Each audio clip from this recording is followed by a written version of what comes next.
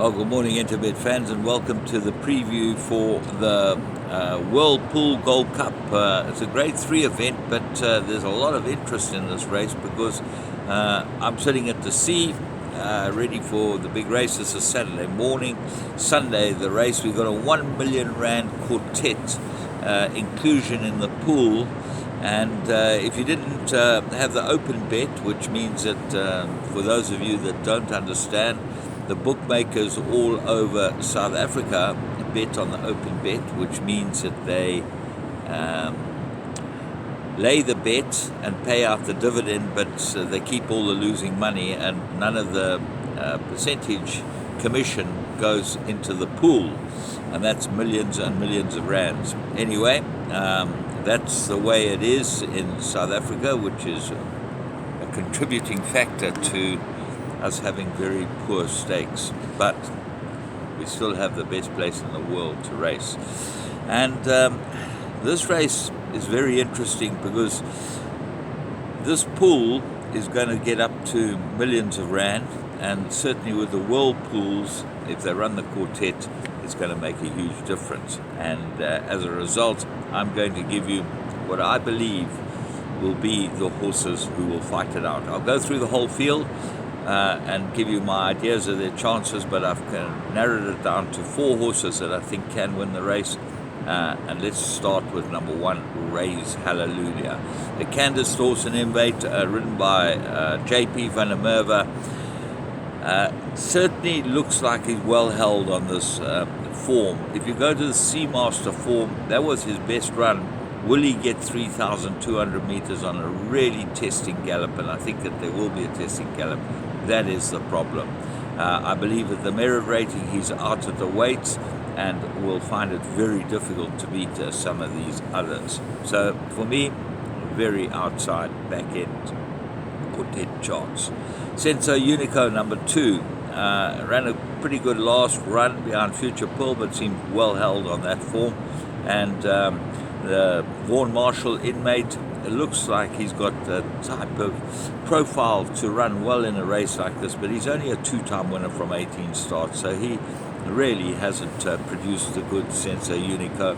I know there's talk about him being a good outsider, but I'll find a couple of others that look like a good outsider. Future Pearl, well, this is your hot favorite, and the twice that he's gone 3,000 and 3,200 meters, he's absolutely doddled up on both occasions. He's probably improving a lot and a very worthy favorite with Richard Fourie. But 3-year-olds with 55, and remember they've compressed the weights for this race, make it very difficult. Aroma Gump, number 4, Waiho Mawing, the best trainer of stayers in South Africa in my opinion. Maybe apart from Mike the Cock, but Waiho Mawing would certainly be up there in the top stayers, and as a result, you cannot ignore Aroma Gump. His last run was shocking, but look at his form before that. Future Pearl, he gave Future Pearl 1.5 kilos. He now receives a kilo from Future Pearl, and he has beaten 3.25 lengths by Future Pearl. You'd think that Future Pearl would hold him on that, but it brings him close, and if Future Pearl's a favorite, I think Aroma Gump's a runner. Number 5, Flight Song. At the weights, I don't give him any sort of chance. I know his last run, he was 2.8 lengths behind Future Pearl. That was in the Vase, but there's a whole different ball game. I thought that race was set up pretty well from him from draw 2. He'll find it difficult here. Shangani, he won the race a couple of years ago. Obviously a very good horse, very classy. The blinkers are off him. The blinkers didn't seem to help last time over the 2-4, but he is very good over this distance. You've got to dig back in his form early to see that he would definitely have some sort of chance in this race. Nabra, here's another one. Won the Gold Cup. And Sean Terry, Lyle Hewitson, 50-1. Well, anything that Lyle Hewitson rides does not deserve to be 50-1. So his form is the same. If you go back and have a look at Shangani, you see him, Future Pearl, 19 lengths behind, 20 lengths behind. That cannot be these horses' forms. That was in the Gold Bowl. And you'd find that they would improve quite a lot from there. Flying First Class, well, she's as tough and game as they come. She's bred to go every yard of the distance, but she's not good enough. And that's the unfortunate facts of the matter. One-way traffic, number 10. Now this is the Justin Snaith inmate, and he hasn't had a great season by all accounts, Justin Snaith. But Grant Van Niekerk rides this, and this might just turn his whole season around, this horse. He's put the blinkers on. This horse is crying for the blinkers, I think, and if they make the difference, one-way traffic is a huge runner in this race.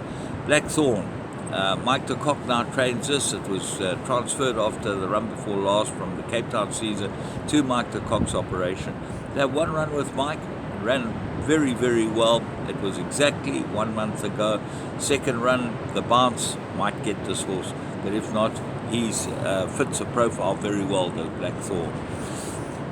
Seamaster, Gareth Van Zyl's second runner. Well, he's shown glimpses of being very good, this horse, and you go back his 2 runs before his last, which was really not a very good run, Young Crimson King, but he was drawn 14 out of 15, and a lot was against him. He's still got to overcome the draw 12, and he might just be a bridge too far at these weights. He falls into the same category as Ray's Hallelujah, but it is third run after a race for him, and the bounce definitely got him last time. 13 Aragosta, I think this horse will go very, very well. I think he's absolutely prime. His form's impeccable. He hasn't got his head in front. He gets the cheek pieces this time, and I think over the 3,200 meters, he has been crying for this distance, in my opinion, and he is the horse they've all got to beat. 15 Salvatore Mundi, well, distance, 2 runs, 1 win. Gavin Larena, 2 rides, 1 win. He might improve a bit to finish in the back end of the quartets, and I certainly wouldn't leave him out those larger multiple perms. Got to have some sort of chance. Electric Surge, wonderful old mare this, but she's only a 3-time winner. She's got a merit rating of 83. She doesn't fit in the category at all, and I would find her a very surprise inclusion in the quartet. So let's work out the quartet. The obvious horse looks like Future Pearl. He's got to go in. But then the 3 others that I think you've got to include, in no particular order, would be 4 Aroma Gump. I think this horse will go extremely well here. I think it's a perfect race for him. 10 One-Way Traffic. The addition of blinkers makes me very, very favorable towards him. I think they might get him concentrating. He has flattered the deceive, but he's obviously got some ability. He's boxed with the best of them. He's got a chance. And Aragosta. He holds 1, 2, 12, and 15 on the Seamaster run, and I expect him to hold them again here. I expect a very, very good run from Aragosta, and I'd make him a great each way, and certainly a floating banker horse for your quartets. Of the others for the back end, well, I think it's very difficult. Shangani Dabra, the 2 class horses, and Blackthorn might be worth putting into the back end of the quartets if you take those big multiple perms. So from me, James Goodman, and the whole Interbet team, remember, if you bet with Interbet, they're the company, they put all the money through the pools.